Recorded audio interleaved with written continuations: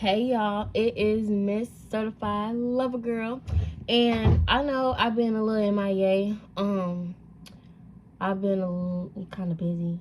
I've had a lot going on, but I'm back today with episode 3, and in today's episode, we're going to be talking about the LCO method versus the LOC method. I personally like the LCO method because that just worked better for me and my hair. But yeah, first things first, if you don't know your hair porosity, none of this information is going to be relevant to you at all as of right now. So, excuse me. So, if you don't know your hair porosity, you need to go and watch episode 2. So, go ahead and get off of this video and go watch episode 2. Because I know you haven't. So, go watch it. And I'll see y'all later when you come back. Go on. Okay, now, so, for the people that have already watched episode 2 and or know their porosity or have a good idea of what it may be, I know you're probably like, girl, what does LOC and LCO even mean? Because I know I was, when I first started my little hair journey, I didn't know what that meant at all. I'm like, girl, what? I had to like go and look up the words, whatever. But anyways, it basically stands for leave-in conditioner, cream, and oil. And it is very, very, very, very, very, very, very important on what order that those letters go in. Okay, so like I said, the order of the letters is what is important.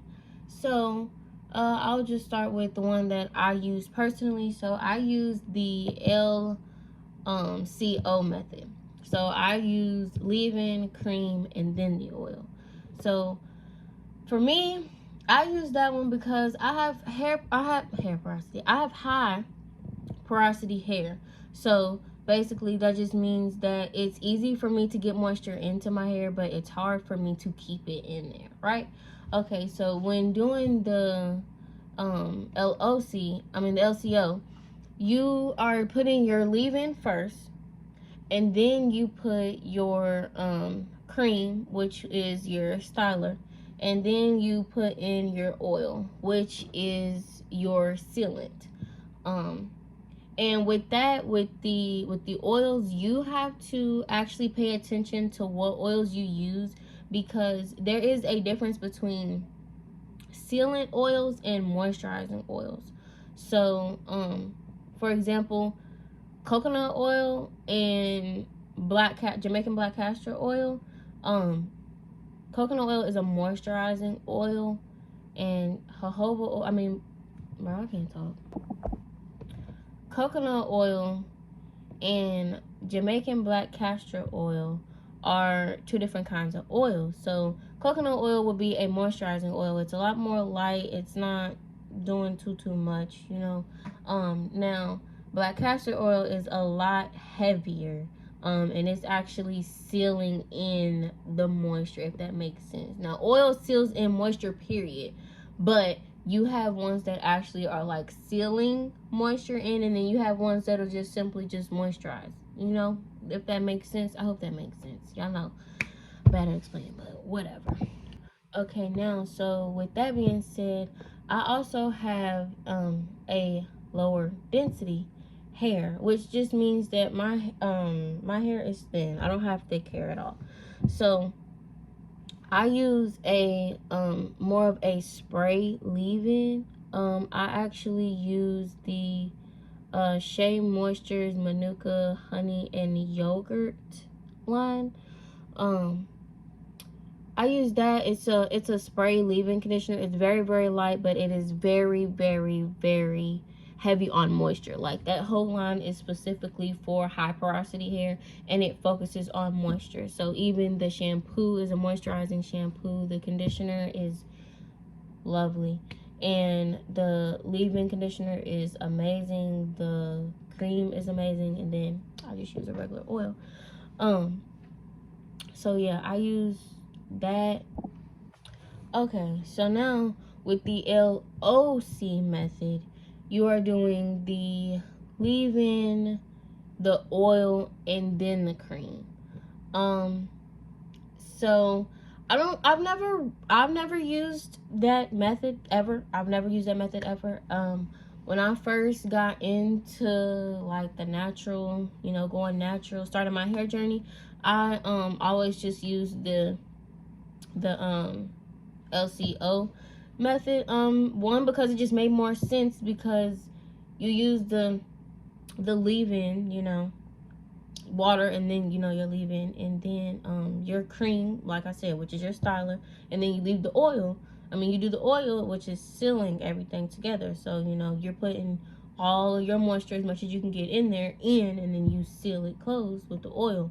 So doing the LCO method, the LOC method doesn't really make that much sense to me, which is why I've never done it. But I can't say that doesn't work, because a lot of people use it and a lot of people like it. So yeah, I actually might make, I always say might, but I will.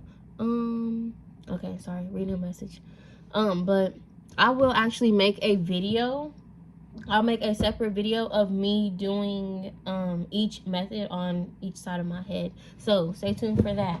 That will be, we're gonna say that will be right after this video, actually. So I will just do that. I will the next time I do my wash and go, I will just split my hair and just do each method, so you all can see the difference in each method. And yeah, so let's see, what else do I need to tell y'all? Okay, so if you're someone who is the opposite of me, if you have low porosity hair, I would definitely recommend doing the LCO method as well. Sorry, it takes me a second, because I'm having to get the order together, because I gotta make sure that it's matching up, that the letters is matching up with the order of the products that I'm y'all know, whatever, y'all know what I mean. But anyways, Lord, yes, if you have low porosity or even medium porosity hair, I definitely say that the method that I use is better, because if you are someone with low porosity hair, you kind of struggle with getting it into your hair anyways. So it wouldn't make sense really for you to do the leave-in and then the oil and then the cream, because you're not getting the maximum amount of moisture that you need in your hair before you seal it. So it doesn't make sense to put the oil before your cream, but like I said, I can't necessarily knock it until I try it. So we'll just see, we never know, because there's also some people that have high porosity hair and actually use the LCO method, and the LOC method. See, y'all always getting messed up if I try to go fast. Like I gotta slow down. But yeah, if they do that method, they some people like it. Some people actually like it. They have high porosity hair. So it all just depends on you and your hair. And also, don't just take like what I said and just be like, okay, well, I'm going to do it exactly this way. I'm going to go and get that Shea Moisture line, and I'm going to do this, I'm going to do that. Don't do that. Definitely just take bits and pieces of what fits your hair, what you think makes sense, and you have to pay attention to your hair and listen to your hair to know what is going on, basically. Like, you have to pay attention, like you have to listen to your hair to know. Sorry, I just got distracted, y'all. To know what products that work for your hair. So just because you see something that works for me, it may not work for you. You might have to try something else. You may have to try something new, something different. But yeah. And also, again, if you are someone who has thicker hair, some better products to use would be like for your leave-ins, instead of using like sprays or leave-ins that are kind of light, you could use things like maybe like a milk. That's actually good for high porosity too, for the moisture part. But A milk would be better, and then like for creams you could use like butters, maybe a custard, yeah, to really, you know, hold your moisture in with all your thickness. And then, you know, of course, your oil of your choice. So yeah, I'm just trying to think about what else it is that I didn't tell y'all. It is something else, so I'm just trying to figure it out. Oh, also, when doing these methods, it is very, very good and important to start off with wet or damp hair. Regardless of your hair type, regardless of your hair porosity, regardless of anything, regardless. Before you put your products in, definitely have your hair soaking wet or damp at least. And I say that because first of all, you need water anyways. Your leave-in is already the base, like water is the base of that product anyway, so you need water anyways, regardless, for your hair, for hydration. But water helps to open up your hair pores, and it allows your hair shafts to open, and it makes it easier to get the products in your hair. So regardless if you have high porosity, if you have low porosity, your hair should still be wet when you put your products in. And then of course air dry and then diffuse after a certain amount of hours, depending on up to you and how you know, do your routine, dry your hair, whatever. But yes, definitely start off with wet or damp hair. That will also make a very big difference in your hair. So with that, I just say be patient. And also, you don't have to go out and buy a whole bunch of products and just be like, I'm gonna put this in, I'm gonna try this, I'm gonna do this, I'm gonna no. Find the best but affordable products in, you know, your local areas around you and stuff, and just start small, and you know, you can build your way up to the more expensive and stuff, companies and stuff like that.